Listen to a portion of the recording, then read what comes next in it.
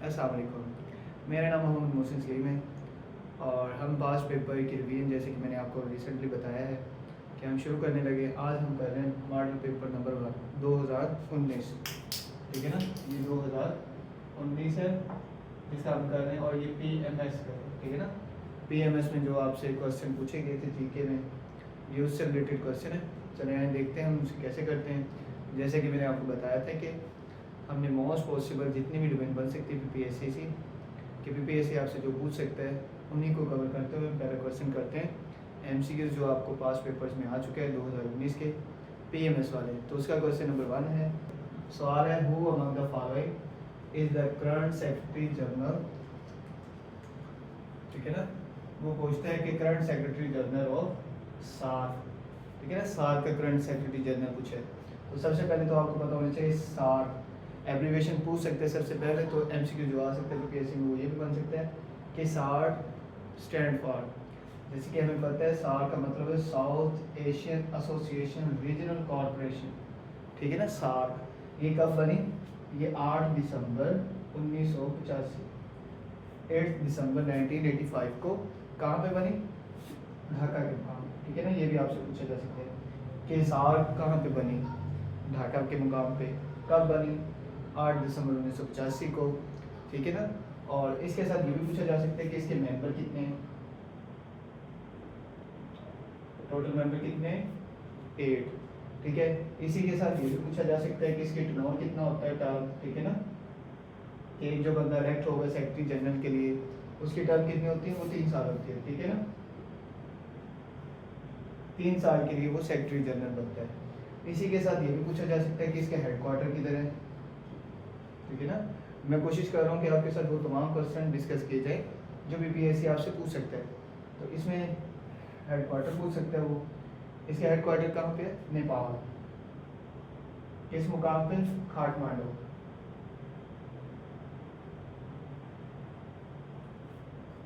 ठीक है ना, पहले तो हमने देख लिया कि साउथ क्या है, stand for south Asian association regional corporation number 1।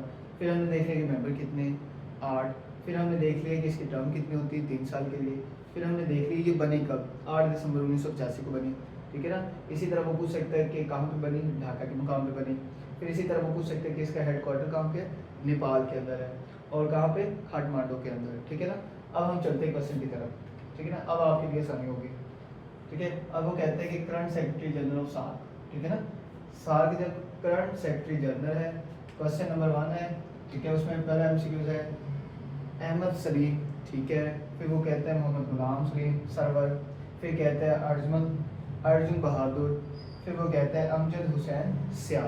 ठीक है, तो जो हमारा MCQ बनता है वो क्या है? राइट ऑप्शन मोहम्मद गुलाम सरवर, जो कि कहाँ से हैं? ये भी पूछा जा सकता है, ये बांग्लादेश से हैं। और ये कब इलेक्ट हुए? ये पूछा जा सकता है। ये 3 मार्च 2023 से है। ठीक है ना, सेक्रेटरी जनरल हमारे करंट कौन है? हमारे करंट सेक्रेटरी जनरल सार के कौन है? मोहम्मद गुलाम सरवर साहब हैं। कहाँ से? बांग्लादेश से हैं। कब इलेक्ट हुए? 3 मार्च 2023 को इलेक्ट हुए। ठीक, अब इसी तरह सेकंड क्वेश्चन है, वो देख लेते हैं। तो क्वेश्चन पढ़ते हैं, हु वाज द फर्स्ट। ठीक है ना, क्या पूछ रहे हैं?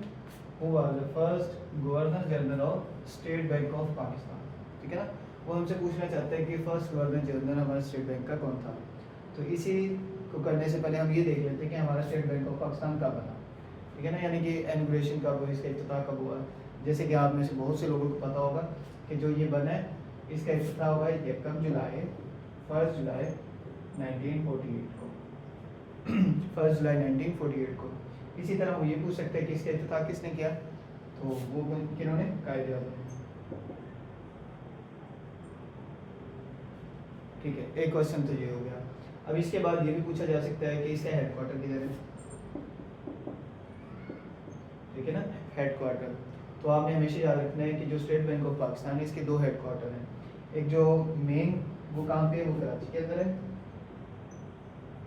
और इसी के साथ सेकंड भी है। ठीक है ना, सेकंड हेडक्वार्टर वो हमारा इस्लामाबाद है। बस वो आपको कंफ्यूज कर सकता है कि वो पूछ सकता है कि स्टेट बैंक ऑफ पाकिस्तान का हेडक्वार्टर कहाँ पे है। पहला क्वेश्चन वो बना सकते हैं एमसीक्यूज कराची में, दूसरा वो बना सकते हैं इस्लामाबाद में, तीसरा ये कह सकते हैं कराची और इस्लामाबाद में, और फोर्थ वे कह सकते हैं कि नन ऑफ दीज।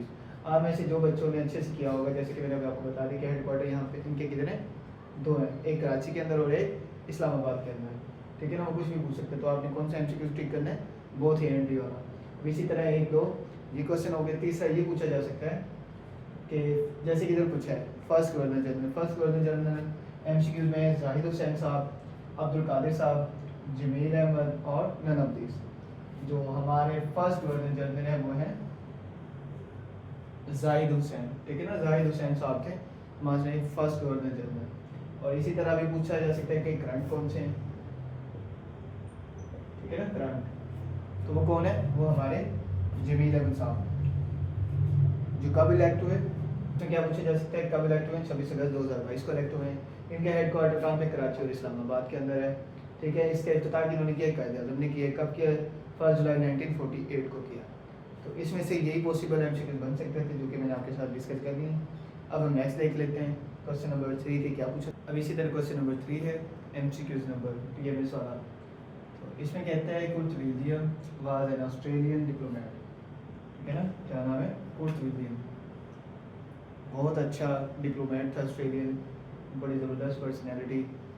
तो वो पूछना चाहता है कि Kurt William was an Australian diplomat, ठीक है, एंड स्टेट्समैन, ठीक है ना। डिप्लोमेट था, बड़ी ज़बरदस्त किस्म का, ऑस्ट्रेलिया का प्रेसिडेंट भी रह चुका है ये, ठीक है। और हु सर्व 2 टर्म्स, ठीक है ना। कितने टर्म है इसकी, 2 टर्म्स है। As the dash secretary general of the UN nations, united nations. पहले तो हमें इनकी 2 टर्म्स का अभी तक PPSC ने पूछा नहीं है, तो मे भी शायद पूछ ले।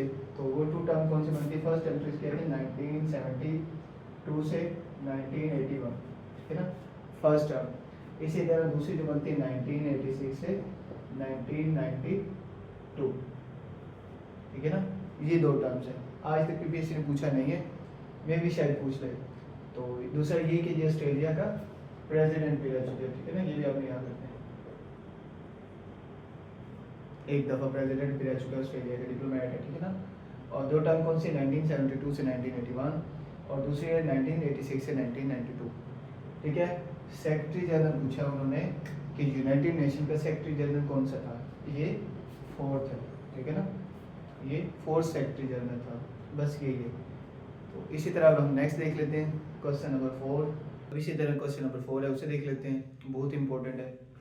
अब इसी के अंदर, इस क्वेश्चन के अंदर बेशुमार एमसीक्यूज पूछ सकते हैं, ठीक है ना। जैसे कि सबसे पहले है द जनरल असेंबली, पहले हम क्वेश्चन पढ़ लेते हैं। General assembly and the security council select the जजेस of the international court of justice, international court of जज for the period of 9 years, ठीक है ना। ये तो पहले ही पता चल गया हमें कि जो जज इलेक्ट होता है वो कितने साल के लिए इलेक्ट होता है, 9 साल के लिए। The ICJ is compressed of the dash जजेस, ठीक है ना, कि ICJ international court of justice जज जो बनते हैं वो कितने, इसके मिल के कितने जज हैं, वो पहले हम एमसीक्यू देख लेते हैं, वो कितने, 15, ठीक है ना। अब हम देखते हैं इसके अंदर कौन कौन से नहीं बन सकते क्वेश्चन। इसी तरह वो कह सकते हैं कि सिक्योरिटी काउंसिल, जैसे कि हमें पता है सिक्योरिटी काउंसिल एक मेन ऑर्गन है किसका, UNO का। UNO के ऑर्गन के अंदर ही ICJ है, जिसकी फॉर्मेशन कब हुई है, 1945। जैसे कि आपको पता है कि जो हमारा UNO बना है वो कब बना है, 1945 में बना है, ठीक है ना। अब इसी तरह वो ये पूछ सकते हैं कि सिक्योरिटी काउंसिल के मेंबर कितने हैं। तो जो सिक्योरिटी काउंसिल के मेंबर है ना, उसमें टोटल 15 हैं, ठीक है ना। टोटल कितने हैं, 15 हैं, जिसमें से 5 परमानेंट मेंबर है, जिसमें से 5 परमानेंट मेंबर और 10 नॉन परमानेंट। 5 परमानेंट मेंबर्स जो हमेशा रहते हैं, जिनके पास वीटो पावर है, और 10 नॉन परमानेंट मेंबर। अभी पाकिस्तान में इसके नॉन परमानेंट मेंबर बने हैं, वो आपने मुझे कमेंट बॉक्स में बताना है किसने कितने टर्म के लिए बना है, कौन कौन से साल के लिए बना है, ठीक है ना, ये आपने कमेंट बॉक्स के अंदर बताना है। अब 10 जो नॉन परमानेंट मेंबर है ना, जैसे कि मैंने आपको बताया टोटल मेंबर कितने सिक्योरिटी काउंसिल के, 15, जिसमें से 5 फिक्स हैं यानी परमानेंट मेंबर जिनके पास वीटो पावर है, और 10 नॉन परमानेंट मेंबर। और नॉन परमानेंट मेंबर कैसे इलेक्ट होते हैं, ये अल्फ़ाबेटिकल ऑर्डर में इलेक्ट होते हैं। और दूसरा ये इसकी टर्म कितनी होती है नॉन परमानेंट मेंबर की, ये 2 साल के लिए बनते हैं। अब इसका जो क्वेश्चन बन सकता था वो यही था कि वो पूछ सकता है कि सिक्योरिटी काउंसिल के टोटल मेंबर कितने हैं, 15 मेंबर हैं। कितने परमानेंट कितने नॉन परमानेंट ये भी बता दिया। नॉन परमानेंट मेंबर कैसे सिलेक्ट होते हैं, अल्फाबेटिकल ऑर्डर में सिलेक्ट होते हैं, और उनकी टर्म कैसे है वो भी मैंने बता दिया अल्फाबेटिकली, ठीक है ना।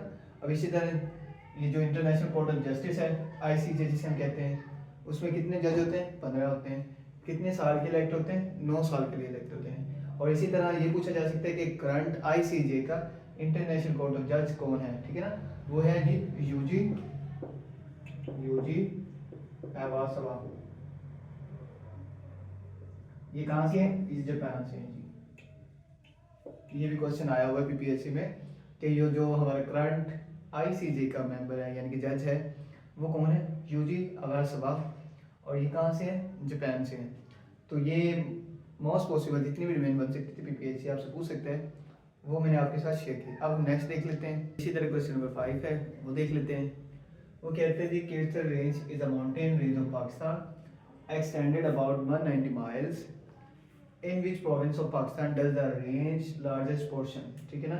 कि जो हमारी कीर्तन रेंज है, ठीक है ना, इंशाल्लाह मैं आपको जल्द ही मैप भी करवाऊंगा, वर्ल्ड मैप। तो उसके अंदर सबसे पहले हम पाकिस्तान को ही देखेंगे। तो अगर हम मैप बनाते हैं ना, तो जो हमारी कीर्तन रेंज होती है वो हमारे सिंध और बलूचिस्तान वाली साइड पे। इंशाल्लाह जल्द ही आपको मैप भी करवाऊंगा पाकिस्तान का। तो जो कीर्तन रेंज है ये पूछा जा सकता है किस 2 प्रोविंस के अंदर है, तो वो सिंध और बलूचिस्तान के अंदर है। और लार्जेस्ट है, लार्जेस्ट हमारे किस साइड पे, वो बलूचिस्तान वाली साइड पे है। और ये भी पूछा जा सकता है कि कीर्तन रेंज कब बनी, यानी कि ये हमारे पाकिस्तान के अंदर 1974 को हमने अनाउंस किया। और ये कितने किलोमीटर बनती है, तकरीबन ये 300 किलोमीटर है, ठीक है ना। ये भी क्वेश्चन पूछ सकते हैं। और ये कीर्थरी रेंज हमें ईरानियन तो ये हमारे की साइड पे, ये सॉदर्न वाली साइड पे, सॉदर्न इंडस साइड से, और ये अलग है किसी कहते हैं हमें ईरानियन प्लेटो से, ईरानियन प्लेटो से पैदा करते हैं, ठीक है ना। ये भी क्वेश्चन पूछा जा सकता है। तो ये तकरीबन इसमें से क्वेश्चन पूछे जा सकते थे, वो हमने आपके साथ डिस्कस किए इंशाल्लाह। अब नेक्स्ट देख लेते हैं क्वेश्चन।